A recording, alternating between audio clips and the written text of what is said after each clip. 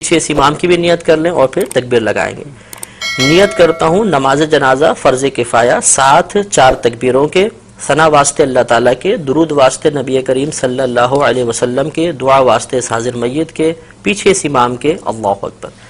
یہ نیت ہوتی ہے۔ اس میں ایک چیز یاد رکھیں کہ نماز جنازہ میں 2 فرض ہیں اور 3 چیزیں سنت مؤکدہ ہوتی ہیں۔ ایک فرض تو ہوتا ہے آدمی کا کھڑے ہو کر نماز جنازہ ادا کرنا، قیام اس میں فرض ہے، بلا عذر بیٹھ کے پڑھی تو نماز نہیں ہوگی، ہاں کوئی بیمار ہے اس کے ساتھ شرعی عذر لاحق ہے تو بیٹھ کے پڑھے گا، اب ہو جائے گی۔ اور دوسرا رکن ہوتا ہے 4 تکبیریں، جنازے کی 4 تکبیریں فرض ہیں اور 3 چیزیں اس میں سنت مؤکدہ ہیں، ثنا پڑھنا، درود پاک پڑھنا اور میت کے لیے دعا پڑھنا، یہ 3 سنت مؤکدہ ہیں۔ اور سنت مؤکدہ کا ترک کرنا 1-2 بار کیا تو برا ہے، اور اگر عادت ہی بنا لیں تو انسان گناہگار ہوگا۔ اس سے معلوم ہوا کہ اگر ہم جنازے کے کم از کم 2 فرض پورے کر لیں گے تو نماز جنازہ ادا ہو جائے گی، اور اگر ہم یہ 3 سنتیں بھی پوری کریں گے تو کامل طریقے سے ادا ہوگی۔ اس سے نتیجہ نکل آیا کہ اگر کسی شخص کو جنازے میں کچھ بھی پڑھنا نہیں آتا، نہ ثنا آتی ہے، نہ درود پاک آتا ہے، نہ جنازے کی دعا آتی ہے، اور وہ امام کے پیچھے تکبیر بلند آواز سے لگا لے جیسے میں طریقہ عرض کرتا ہوں، اور وہ بس خاموش بھی کھڑا رہے گا تو جنازہ بہرحال ادا ہو جائے گا اس کا۔ ہاں یہ ہے کہ سنت کے ترک کا اگر جان بوجھ کے کیا تو گناہگار ہوگا اور ثواب میں کمی آ جائے گی۔ اب اس کا طریقہ یہ ہوتا ہے کہ مستحب یہ ہے کہ امام صاحب نماز شروع ہونے سے پہلے سب کی طرف متوجہ ہو کے ان کو نیت کا طریقہ بتا دیں، یہ افضل ہے۔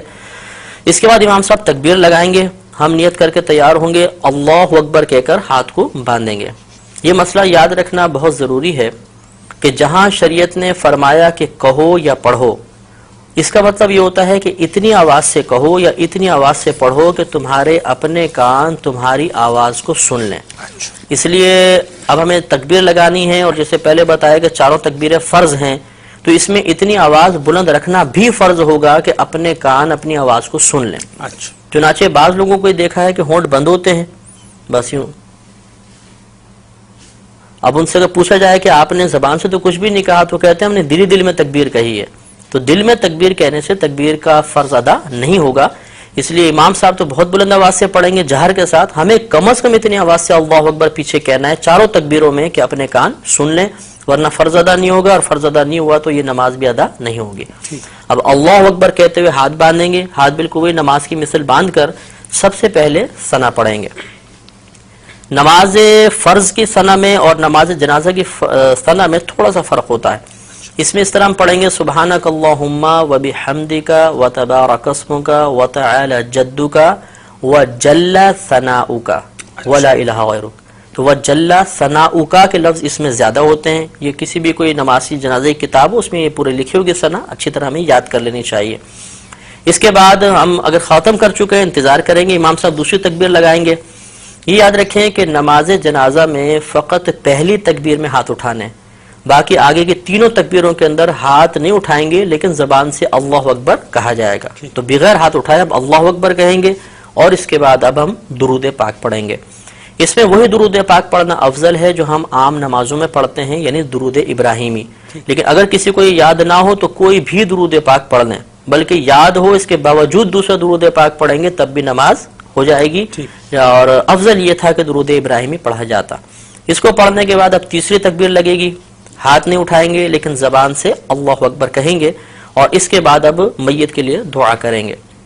اگر نابالغ لڑکا ہے تو اس کی علیحدہ دعا ہے، نابالغ بچی ہے علیحدہ دعا ہے، اور بالغ مرد و عورت کی ایک ہی دعا ہوتی ہے۔ یہ دعائیں ہمیں نماز جنازہ کی کتابوں سے یاد کر لینی چاہیے۔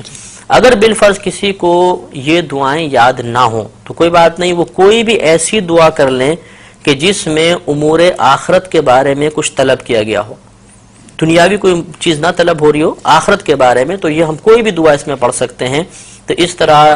ہماری نماز تقریباً مکمل ہو گئی۔ اب چوتھی تکبیر آئے گی، امام صاحب چوتھی تکبیر لگائیں گے، ہم نے ہاتھ نہیں اٹھانے لیکن زبان سے اللہ اکبر کہنا ہے، اور یہ اب سنت کریمہ ہے کہ جیسے ہی تو چوتھی تکبیر لگے